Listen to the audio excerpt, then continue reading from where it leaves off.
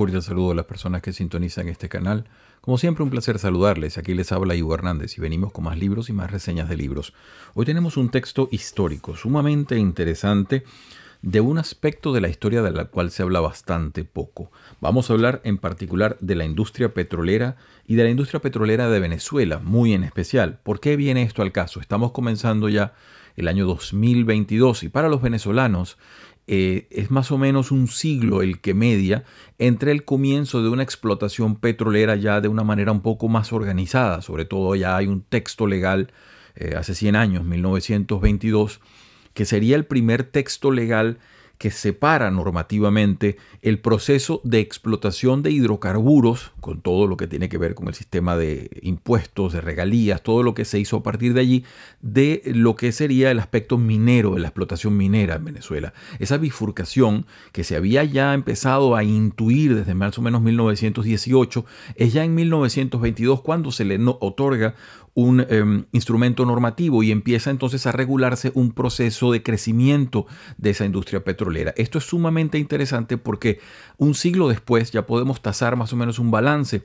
de cómo fue esa explotación petrolera, cuáles fueron los aciertos, cuáles los desaciertos y cómo terminó pasando lo que ha terminado pasando. Sin embargo, nosotros nos vamos a abocar a un texto bastante importante. Es un texto académico, es un texto poco conocido. Los expertos seguramente, los profesores, las personas que están versadas en energía, seguramente van a saber de una vez calificarlo. El lector menos versado probablemente no lo conozca. Y fíjense, lo tengo acá.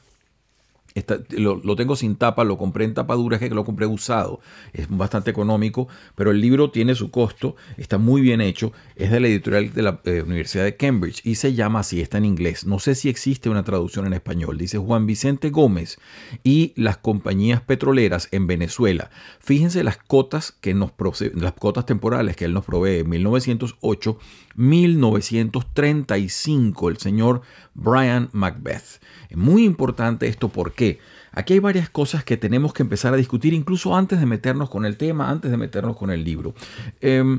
En Venezuela, curiosamente, a pesar de ser un país que le debe mucho de su desarrollo al petróleo, el petróleo no se ha nombrado mucho, se habla poco. Es un país que tiene una relación curiosa con esa fuente de riqueza o fuente de problemas, como usted lo quiera ver.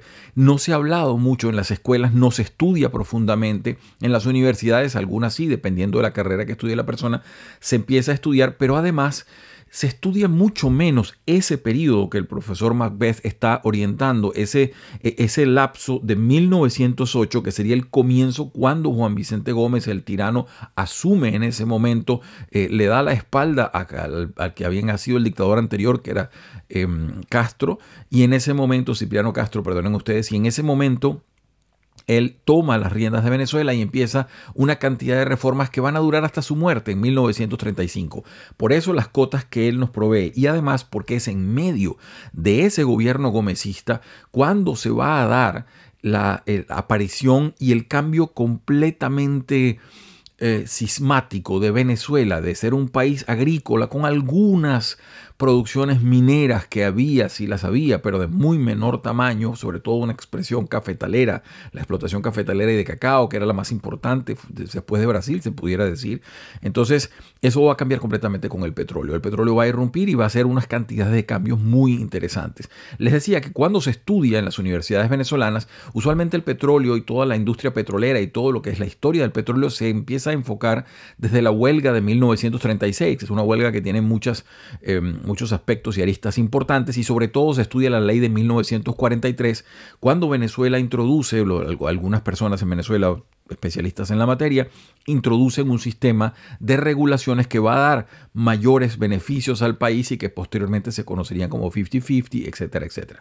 Ese no es el tema de hoy. El tema de hoy es mucho más atrás. El tema de hoy es el nacimiento de esa industria en aquel país atrasado, agrícola, que de repente ya se intuía, por supuesto, algunas exploraciones a comienzos de la década de 1910, por ahí, intuían que había yacimientos petrolíferos, pero no había en ese momento la voluntad de invertir tanto dinero. Recuérdese que el consumo de combustible en ese momento no era tan grande, si bien es cierto que en 1911 Churchill y la Marina inglesa dan el gran giro de convertir toda la Marina y todos los motores de Marina de carbón, pasarlos al diésel, estaban contando más que todo con las reservas que tenían en Persia y lo que eran las posesiones de Inglaterra en el Medio Oriente para satisfacer esa demanda.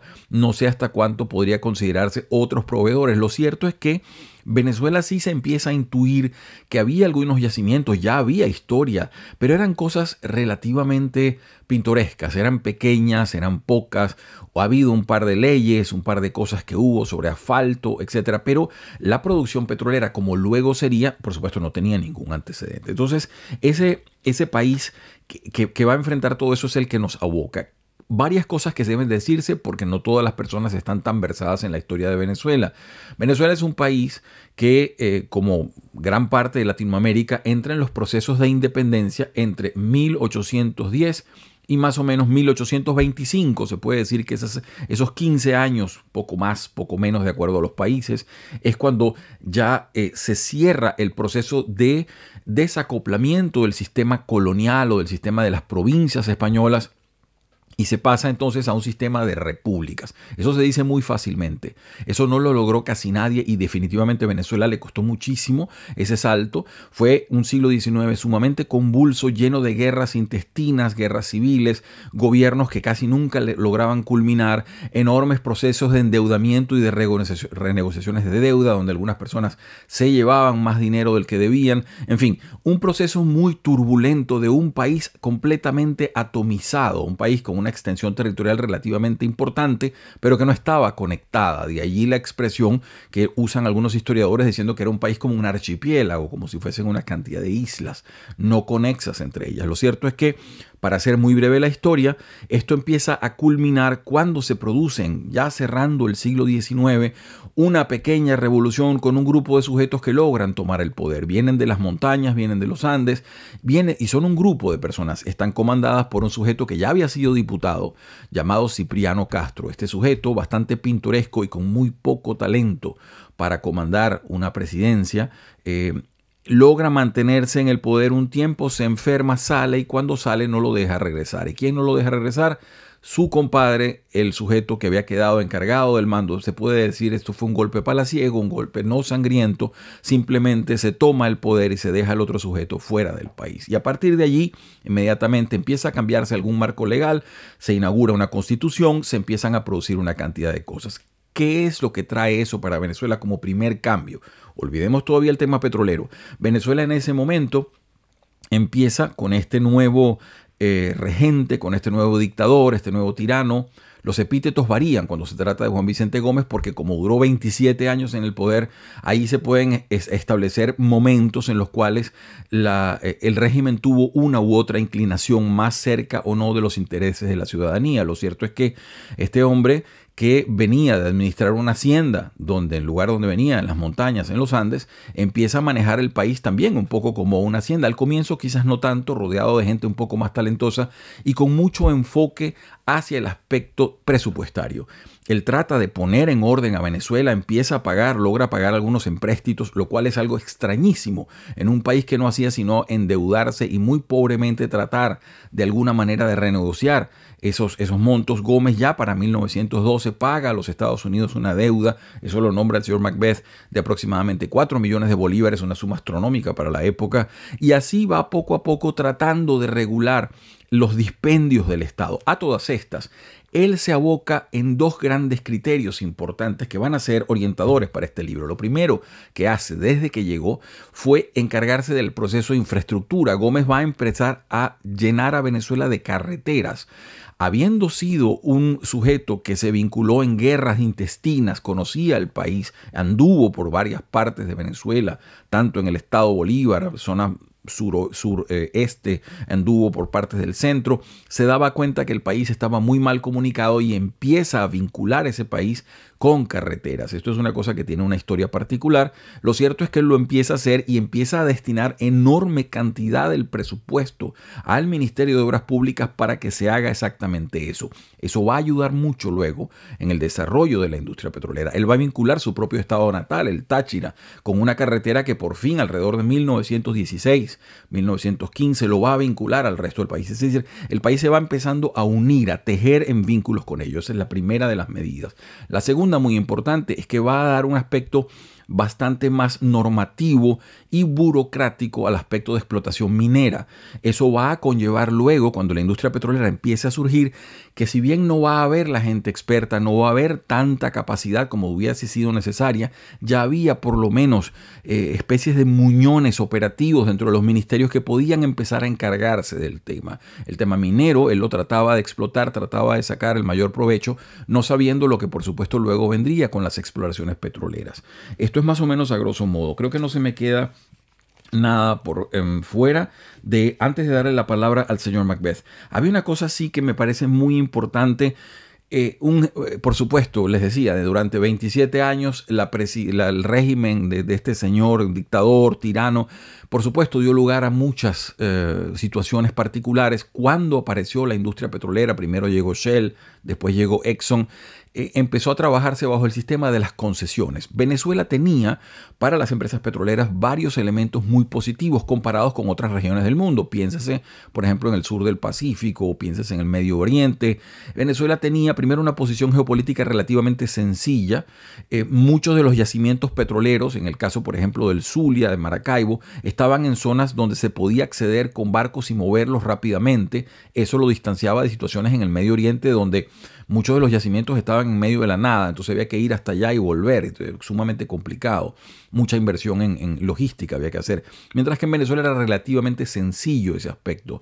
Y además, por supuesto, muy cercano a los Estados Unidos, abierto hacia el Océano Atlántico, luego que se sale de las islas del Mar Caribe. Tenía además las islas de las Antillas allí, en las cuales luego se hizo un proceso de creación de refinerías. Es decir, había toda una posibilidad de desarrollo que daba ventajas para que las compañías pensasen en posteriores inversiones en la región. Además de ello, también, por supuesto, un marco legal que se fue haciendo se puede decir, de cara o junto con estas mismas compañías. No siempre con los mejores aciertos y, por supuesto, sí, con bastante corrupción, porque empezó a darse pues la repartición de una cantidad de concesiones a sujetos que estaban cercanos al poder. Y ahí se da cuenta uno que Venezuela no ha cambiado tanto en ese sentido. Muchas de las grandes fortunas fueron siempre creadas en torno a la cercanía al poder. En este caso, había círculos que rodeaban al dictador y, por supuesto, sus círculos más cercanos, más inmediatos, fueron beneficiados con enormes cantidades de estas concesiones que ellos luego revendían y las compañías las compraban, entonces, o las vendían a sujetos intermediarios. Entonces, sujetos del círculo ya menos cercano, pero que también tenían acceso, y personajes que empezaron a aparecer allí como especie de gestores. Es un momento donde muchísima corrupción, donde por supuesto hubo una cantidad de desconocimiento, de aprovechamiento de todo esto. Esas son las circunstancias que rodearon el nacimiento de esa industria petrolera que luego se profesionalizaría. Pero para darle muestra un botón, hay un ministro de fomento, ministro de, se puede decir, de desarrollo, en 1929, cuando ya la industria tendría casi una década, un poco más, bueno, 8 o 9 años funcionando, que él se asombra y dice, pero es que no tenemos a nadie que conozca bien del tema, porque más allá de una fuerza obrera, que incluso se había registrado con las leyes donde se le pedía a las compañías que contrataran por lo menos la mitad del personal obrero que fuese local, no había el conocimiento. Empieza Venezuela a entender que tiene que producir una gesta, un grupo de personas que se encarguen de conocer la industria petrolera, porque había un desconocimiento, y no solo el desconocimiento simple, sino, como les digo, en muchos casos el rechazo patente de lo que estaba sucediendo. Otra medida importante y otro punto antes de darle la palabra a Macbeth es que una de las cosas que aceleró la mutación o ese gran cambio de la Venezuela agrícola a la Venezuela que empieza a ser petrolera en ese momento, es que, contrario a la Venezuela minera del siglo XIX o la Venezuela minera, sí, básicamente el siglo XIX, de comienzo del siglo XX, las minas que explotaba Venezuela, fuese hierro, fuese carbón, estaban en sitios que eran relativamente poco significativos para la producción agrícola, mientras que la mayor parte de los primeros yacimientos petroleros que empezaron a explotarse venían del estado Zulia, que además era el estado hiperpoderoso en términos de agricultura. Era el estado que tenía todos los vínculos con la salida al océano de los sembradíos de café que venían de las montañas. Tenía una producción agrícola importantísima en todo sentido. Entonces, al empezar el petróleo a invadir esa zona, el petróleo tiene el factor que, recuerde usted, produce de inmediato una enfermedad monetaria, es decir, ataca duro a la moneda, la sobrevalúa, empiezan una cantidad de factores que los expertos llaman la enfermedad holandesa, se le llama hoy en día, o la enfermedad en la cual se vuelve mucho más barato importar algo que producirlo. Y al impactar el petróleo, repetimos, ese nódulo agrícola tan fuerte como fue o como era el estado Zulia, empezó a sentirse rápidamente el efecto en el resto del país. Todo esto es una situación como una especie de magma revulsivo que se estaba enfrentando en esos años. Bueno, vamos a darle la palabra entonces al señor Macbeth porque es lo más importante. Tengan eso sí, les pido un poco de paciencia porque el libro está en inglés. Voy a tratar yo de, a medida que lo voy leyendo, voy a tratar entonces de traducirlo. Estoy en la página 5 y fíjense, aquí corrobora el señor Macbeth lo que les estaba diciendo. Este es el capítulo 1. Permítanme ustedes, antes de empezar a leerles esto, les puedo leer, porque son 5 capítulos nada más y son bastante ilustrativos. Dice, el comienzo de una era es el capítulo 1, el marco legal, el capítulo 2, el capítulo 3 es las compañías petroleras y las finanzas, el capítulo 4, los efectos nacionales y locales de la industria petrolera, y número 5, más o mayor control de la industria petrolera. Esto es, y va en cierta manera, aunque son temáticos como ustedes lo pueden ver, va en paralelo sí recorriendo el aspecto cronológico, va avanzando y va enunciando, por ejemplo, la cantidad de reformas legales. Yo les hablé de esa ley de 1922, bueno, esa ley va a ser reformada 4 o 5 veces antes de que cierre la década, en la medida en que había quejas, había nuevas intenciones, nuevas ideas, etcétera, etcétera. El país iba cambiando, iban cambiando sus necesidades. Dice acá el capítulo número 1, página 5, fíjense lo que les digo. Una de las primeras medidas que tomó Juan Vicente Gómez fue el mejoramiento de la salud y de las condiciones sanitarias del país.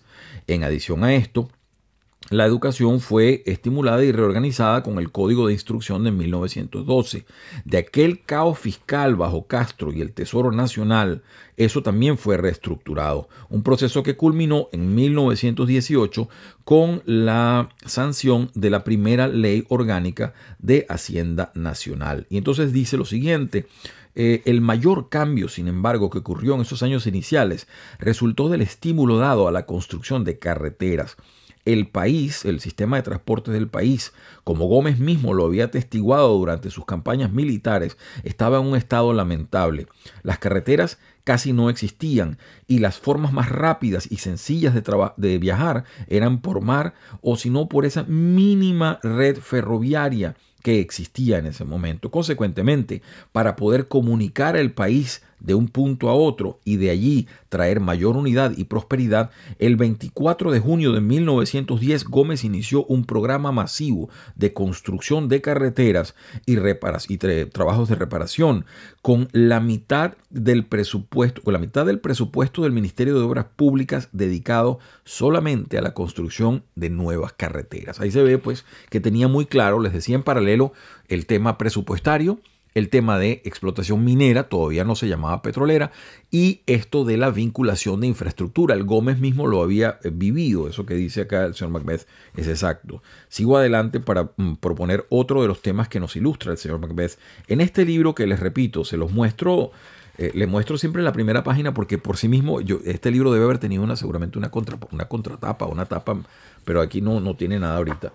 Entonces fíjese, aquí está Juan Vicente Gómez y las compañías petroleras de Venezuela, 1908-1935. No es el único texto que se aboca a estos años, pero es uno de los que es realmente muy bueno. Si quiere una crítica, es que es un libro académico, entonces es bastante riguroso. Macbeth no concede, él se pone y repasa leyes. En ese sentido puede ser áspero para el lector no familiarizado, pero quien quiera conocer pormenores de detalles, de leyes, de gastos, de montos sobre las regalías, todo está acá discutido. Sigo adelante, estoy en la página 65. Dice así: el sistema de concesiones adoptado en Venezuela permitía la entrada libre de todas las compañías, algo que los contratos otorgados en el Medio Oriente y los primeros contratos dados en Venezuela habían prevenido o evitado, ¿no? Un gran número de compañías operando en el mundo resultaban entonces de tener un control mayor sobre la industria, dicen ellos. Y dice Venezuela, entre 1913 y 1947, logró obtener una mayor tasa de retorno por su petróleo que el Medio Oriente. En este periodo recibió en averaje $0,23 por barril comparado con 0,21 que se recibía en promedio en el Medio Oriente. Consecuentemente, el gobierno venezolano recibió un mayor porcentaje de todas las ganancias sobre las compañías que en el Medio Oriente. Y lo grafica entonces y lo pone acá en términos de cuánto se recibió. Pero ya puede usted ver, eso seguramente a futuro se revertiría.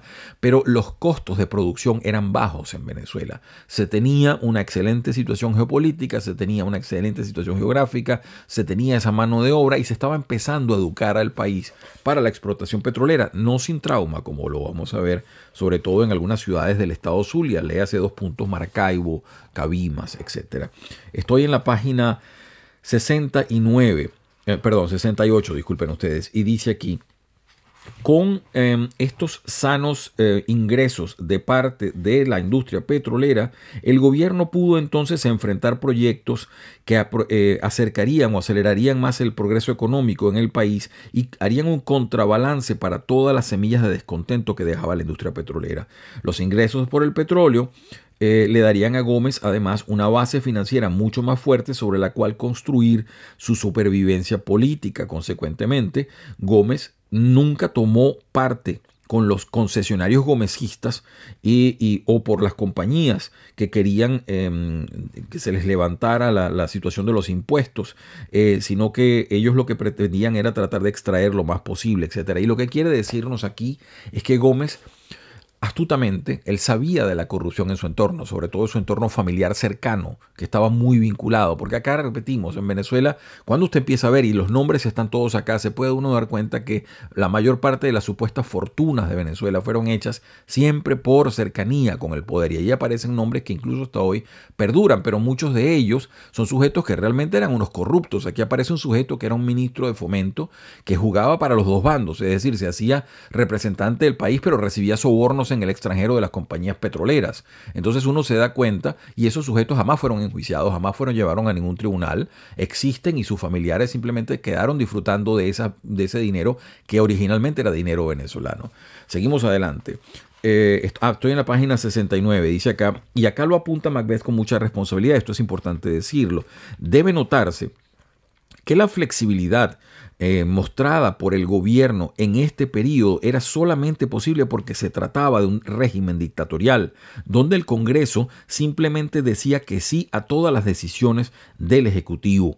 Podemos entonces concluir que Gómez estaba bastante bien informado y sabía de los recursos petroleros del país mucho antes de 1920, que a pesar de las conexiones familiares que estaban con la industria petrolera, él no se volvió un instrumento de las compañías, que trató consistentemente de una política de extracción de mayores impuestos y que para el final de 1922 las bases de la industria petrolera del país ya se habían establecido de una forma bastante firme. Es decir, ya teníamos una burocracia incipiente pero avanzando, teníamos unos instrumentos normativos y estábamos empezando a tratar directamente con ello. En paralelo, esa parte no la dije, en paralelo Venezuela tuvo durante el gomecismo, que es como se llama el periodo que tuvo este dictador en el poder, Venezuela tuvo hasta 6 constituciones, es decir, 6 cambios constitucionales completos.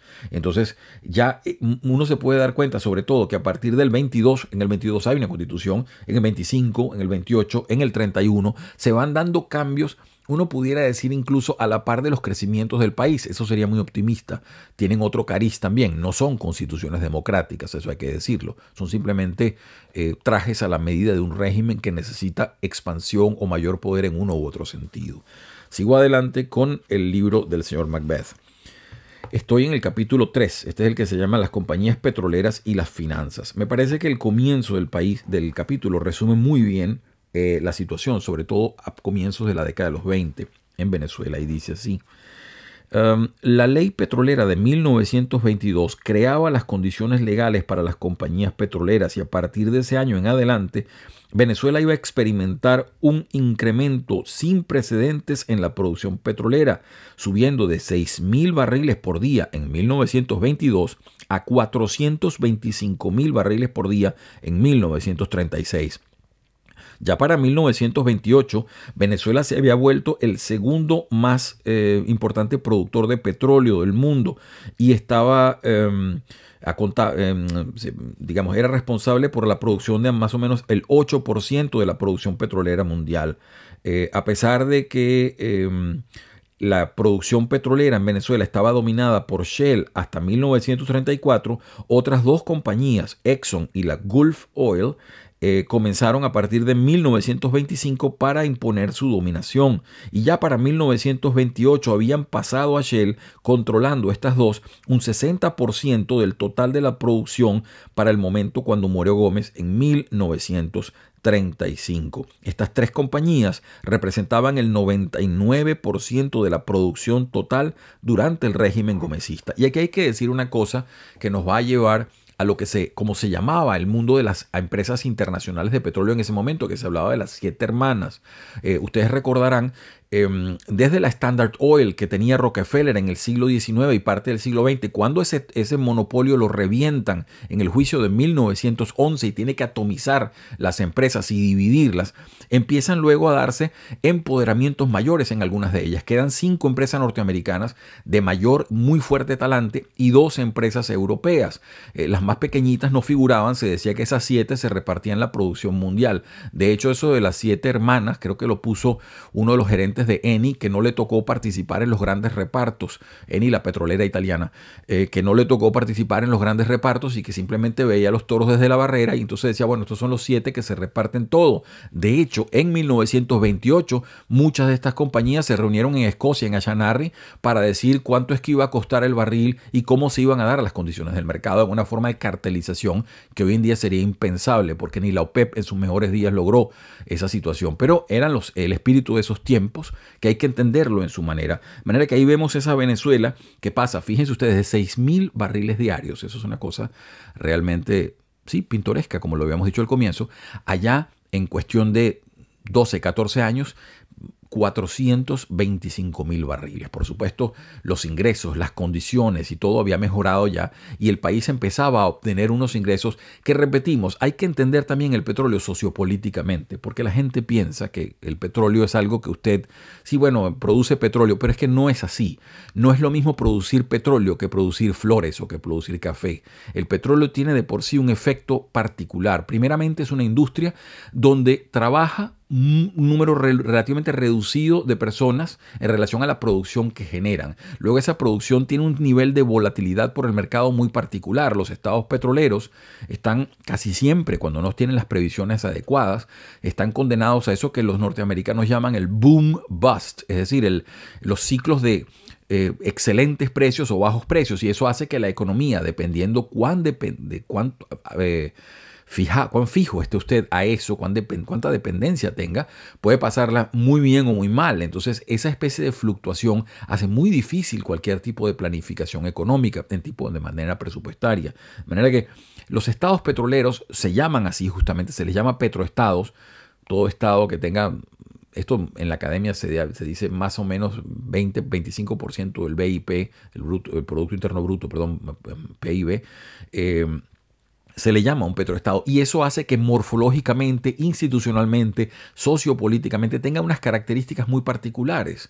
Y esto todo, repetimos, en razón de la explotación de un mineral, los hidrocarburos, que tienen una muy particular forma de influenciar la conducta de los países, de lo cual puede, por ejemplo, Venezuela ser un caso bastante típico en muchos sentidos. Sigo adelante, y este capítulo 4, que es el que más recomiendo, me parece el más accesible para cualquier persona que no quiera meterse a fondo con la parte de las autopsias presupuestarias, de las autopsias normativas que hace el señor Macbeth en su empeño de aclarar todo el tema. El capítulo 4 se llama Los efectos a nivel nacional y local de la industria petrolera. Y voy a empezar con la parte 1 del capítulo, será el comienzo, la primera. Estoy en la página 109 y dice lo siguiente. El impacto directo de la industria petrolera se sintió primero en el estado Zulia y luego, muy poco a poco, en el resto del país. La estructura socioeconómica zuliana fue fuertemente alterada por el boom petrolero, porque creó de inmediato una escasez de mano de obra para el sector tradicional agricultor y también por el efecto tremendo inflacionario que tuvo sobre la economía local.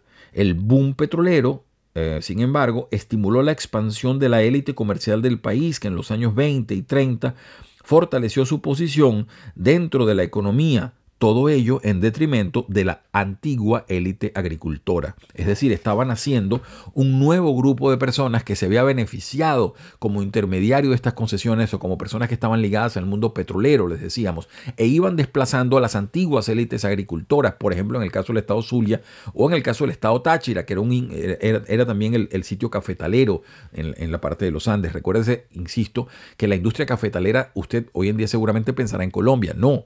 Venezuela era mucho mayor que Colombia en ese sentido, tenía mayor poder. La industria cafetalera venezolana solamente se pudiera considerar segunda al lado de la de Brasil, que era más grande, que llegó a tener hasta una bolsa cafetalera, pero era bastante importante. Y eso empieza rápidamente a ser desplazado porque, insistimos, se ataca, o el nacimiento de la industria petrolera ataca justamente el nódulo donde es el país fuerte en materia de agricultura, como era todos esos territorios que están alrededor del lago y sobre todo en el sur del lago, que son agrícolas, ganaderos y de una producción enorme.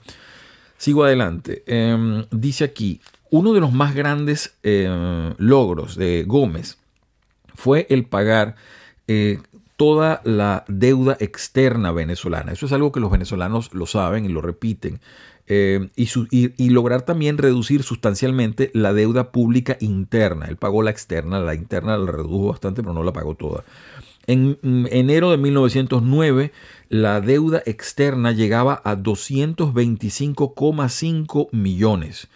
Para 1918 se había reducido ya para un 36% a 143,5 millones y llegó a ser pagada completamente el 17 de diciembre de 1930 en conmemoración al centenario de la muerte de Simón Bolívar. La deuda interna, por su parte, en 1908 estaba en 67,5 millones. Se logró reducir a 28,7 millones en 1929 y logró ser casi completamente pagada para el momento en que había muerto Gómez. En ese sentido puede usted ver lo que les decíamos, ese era otro de sus énfasis.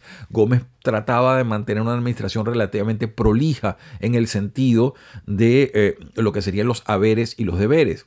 Claro que le tocó también un país que era prácticamente medieval, es decir, Gómez produce muy poco adelanto de la Venezuela que sale del gomecismo, ya lo decían algunos intelectuales, Venezuela entra al siglo XX cuando se muere Gómez, porque Gómez con un puño de acero y un servicio de espionaje que rodeaba las Antillas, estaba por todas partes en Venezuela, incluso había infiltrado gente en el exilio, porque tuvo un gran exilio, también Gómez produjo mucha gente intelectual que dejó el país.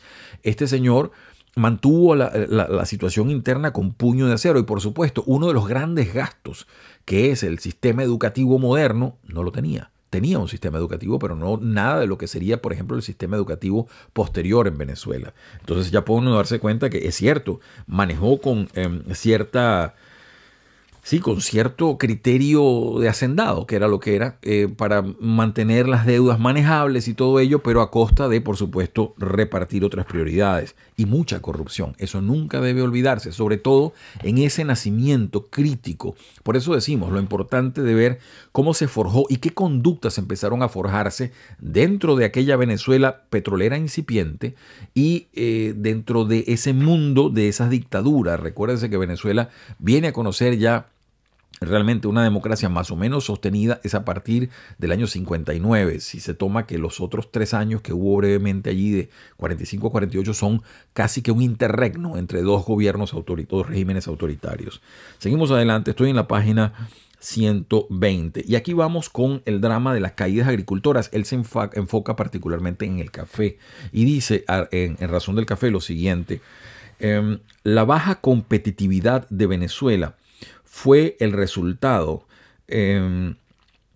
principalmente de los bajos niveles de inversión causados por las tasas de interés sobre el capital prestado. Por supuesto, les decía, pues ya el petróleo empezaba a afectar, es cierto, monetariamente, pero además de eso hay otra cosa más grave. Hay una cosa medular que empieza a corroer a ese país de ganancia fácil por la vía petrolera y es la siguiente. Dice Delgado Palacios, en su estudio de la producción del café en Venezuela, encontró que los costos laborales, que en 1895 representaban el 18% del total de los costos, eran relativamente pequeños comparado con los costos asociados con transporte y pago de intereses por deudas, ¿no? Esto contabilizaba aproximadamente 40% del total de los costos. Y es que, por supuesto, las altas tasas de interés y altos costos de transporte resultaban al final o daban como resultado que no hubiese inversión por parte de los cafetaleros, y eso empezaba a notarse luego en cosas como esta. En 1947 se estimó que la producción por cada mata de café era en averaje de unos 126 granos comparada con, por ejemplo, 500 granos. Perdonen ustedes, 10 gramos, son granos. Es decir, una mata de café tenía para 1947 en promedio en Venezuela producía 126 granos de café, mientras que en Costa Rica o en Guatemala andaban por los 500 granos de café, y Colombia y Brasil un poquitito más abajo de eso. Es decir, era totalmente improductivo, y la razón de ello la dice este libro un poco después, lamentablemente, pero lo dicen de una manera bastante clara. Y dice, y es que no solamente los cafetaleros enfrentaban la ruina, como también le pasaba a los ganaderos y a otro tipo de agricultores, por ejemplo en las planicies de Anzoátegui. Ellos apelaban a Gómez por ayuda. Los cafetaleros, en una comisión, en una movida desesperada, se acercaron a donde Gómez para pedirle que el gobierno les ayudase a eliminar o a reducir los intereses en los préstamos que habían tomado con el Banco Agrícola y Pecuario. Consecuentemente, el 24 de julio de 1934, el gobierno consiguió darles un préstamo libre de 10 millones de bolívares a todo el sector. Sin embargo, y aquí, bueno, viene toda una explicación de cómo fue eso, pero cierra el señor Macbeth diciendo, pero es que el gran problema de todos esos préstamos es que no fueron usados para aumentar la productividad.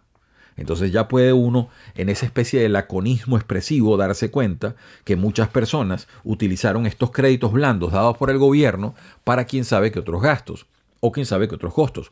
Pero el problema interesante acá, y lo que vale ahorita analizar, es que se instaura con ello una conducta, y vamos al efecto conductual del petróleo. Cómo el petróleo y esa bonanza puede hacer que, primeramente, un jefe de gobierno simplemente de un plumazo dé un crédito de esa manera, y luego, además, no se preocupe por recuperarlo, no se preocupe por pedir los intereses o lo que haya que devolver. Ahí se puede uno dar cuenta de algo que va medularmente a afectar a Venezuela como país petrolero por el siglo en adelante que tendría que transitar. Se puede ver eso. Ya voy a darle cierre a esto. No les quiero quitar mucho más tiempo. Es un texto realmente enjundioso, un texto denso, muchas partes, muy minucioso, pero es un texto académico. Entonces no hace concesiones con el lector. Expone los temas y expone además la fuente de donde la sacó, etcétera, etcétera. Habla acá de los casos de Maracaibo y los aumentos de costos. Esto es realmente impresionante. Maracaibo, el estado Zulia fue muy afectado. En el caso de Maracaibo dice lo siguiente, fíjense ustedes, el valor de las propiedades y los alquileres en Maracaibo llegó a niveles astronómicos. Casas que habían costado en 1914 al 18, algo así como 20.000 bolívares, se vendían por 200.000 en 1926. Tierras que habían, antes de eso, habían costado 400 bolívares la hectárea, en ciertas partes en particular, se vendían en 1926 por 15.000 a 25.000 por hectárea. Es decir, hubo una inflación brutal, y casos además, como el caso, creo que es, lo anoté por acá porque me pareció increíble. Sí, el caso de Cabimas. Cabimas en 15 años tenía una población más o menos de 2.000 personas a comienzos de 1920, y ya para 1934 se censaron 22.000 personas. Entonces, ¿qué sucede? Que hubo una explosión, por supuesto, inesperada, para la cual la infraestructura no estaba preparada, para las cuales muchas cosas tuvieron que hacerse sobre la marcha, y ello con los defectos que luego, por supuesto, eso generaría. Para cerrar esto, tengo el tema acá de ya cuando la industria empieza a caminar, se puede decir con pantalones largos, como con cierto conocimiento y todo ello, los fraudes que detectaban en un momento, en 1929 se detectan unos fraudes con respecto a las regalías que tenían que pagarse. las compañías hacían cosas y muchas veces estas compañías se permitían hacer estos pequeños desmanes o grandes desmanes porque tenían sujetos que le eran afines, y por eso les decía que había sujetos que cobraban de una u otra parte y se mantenían en ese nivel. De aquel país que le tocó salir de ser agrario a ser petrolero prácticamente de la noche a una mañana. Es este libro el que hemos estado discutiendo. Juan Vicente Gómez y las industrias petroleras de Venezuela, 1908-1935. Para el resto de Latinoamérica, algo que puede ser interesante como factor explicativo de muchas conductas de un país, por ejemplo en el caso de Venezuela, que está prácticamente pasando ya quizás a postpetrolero por la destrucción que ha sufrido en su industria en las últimas décadas.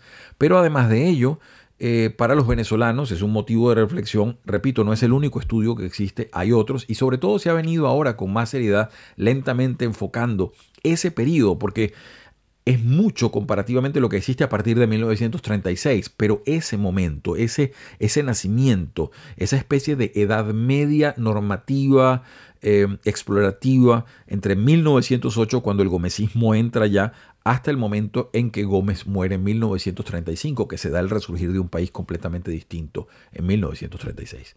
Les habla Hugo Hernández, un placer como siempre estar junto a ustedes. Si esto le gusta, le motiva de alguna manera, por favor márquelo, esté pendiente. Venimos con más libros y estamos nosotros acá con la mesa llena de textos que estamos pensando incluir y que esperamos, por supuesto, contar con su audiencia para discutirlos. Como siempre desde acá, el deseo es que tengan todos ustedes una muy feliz semana.